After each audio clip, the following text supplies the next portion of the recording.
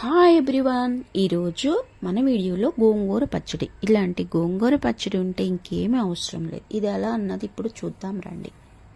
ఇలాగా గోంగూర తీసుకొని, మామూలు గోంగూరేనండి, కోచి శుభ్రంగా కడిగేసి పక్కన పెట్టేసేయాలి.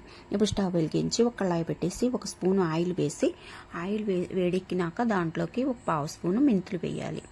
అలాగే ధనియాలు వేసేయాలండి. ధనియాలు వేసినాక జీలకర్ర ఒక స్పూన్ వేసుకోవాలి.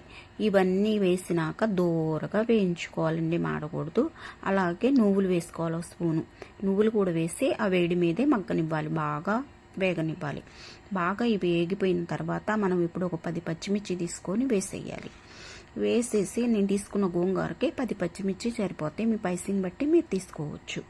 అలాగ వేసినాక అవి కూడా మగ్గిపోయినాక మనం తీసుకున్న గోంగూర పెట్టేసేద్దాం. ఇప్పుడు మనం తీసుకున్న గోంగూరని ఇలాగ పెట్టేసేసి మూత పెట్టామంటే ఒక జస్ట్ మగ్గిపోయింది. మీడియం ఫ్లేమ్ పెట్టేసి మగ్గనివ్వాలండి. ప్రాసెస్ మధ్య మధ్యలో మనం ఇలా కలుపుకుంటూ చూసుకుంటూ ఉండాలి. దాంట్లో నుంచి వాటర్ వచ్చింది, గోంగూరలో నుంచి ఇలాగా ఉడికిపోయింది. చూడండి, నూనె అంతా సపరేట్ అవ్వాలి, ఇలాగా రావాలి. దాంట్లో ఇలాగ వచ్చినప్పుడు మనము పావు స్పూన్ పసుపు, మన పైసీ తగ్గట్టు సాల్ట్, టేస్ట్ తగ్గట్టు ఒక వేసి వేయినట్టు జస్ట్ కొంచెం చింతపండు ఒక తొల్ల ఇలా వేసేసి జస్ట్ మనం ఆయిల్ సపరేట్ అయ్యేంత వరకు మగ్గనివ్వాలి. ఇలాగ ఆయిల్ సపరేట్ అయ్యేంత వరకు మగ్గాలండి. ఇప్పుడు మిక్సీ జార్ తీసుకొని ఆరిపోయిన గోంగూరను మనము దీంట్లో గ్రైండ్ చేసుకోవాలి. బాగా మెత్తగా చేసుకోకూడదండి, మనం పేస్ట్ లాగా కచ్చాబచ్చాకి ఇలాగ చేసుకోవాలి. చూడండి, ఇలాగ చేసుకోవాలి.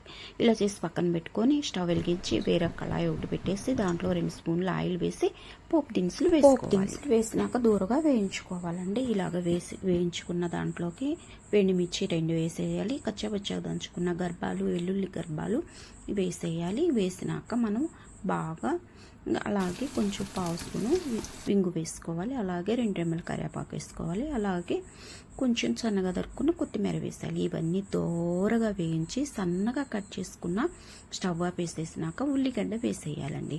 ఉల్లిగడ్డ వేసేసి కొంచెం వేడిలో మగ్గనిచ్చామంటే మగ్గిపోయింది. ఇప్పుడు మనం తీసుకున్న గోంగూర వేసేయాలి. అంతే, గోంగూర పచ్చడి మనకి రెడీ అయిపోయింది.